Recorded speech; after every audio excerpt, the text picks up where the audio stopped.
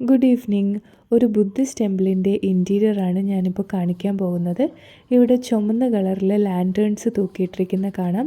കാരണം ഇത്രയും അട്രാക്റ്റീവായിട്ടുള്ള കളേഴ്സാണ് പീസ് കൊണ്ടുവരുന്നത് എന്നാണ് അവരുടെ വിശ്വാസം. ഒത്തിരി സ്തൂപങ്ങളും റെഡ് കളർ തന്നെയാണ്. അവിടെ കൊത്തുപണികളിലൊക്കെ ജാതക ടെയിൽസാണ് കാണിക്കുന്നത്. ചുമന്ന കളറ് ചന്ദനത്തിരി കത്തിച്ച് വെച്ചിട്ടുണ്ട്.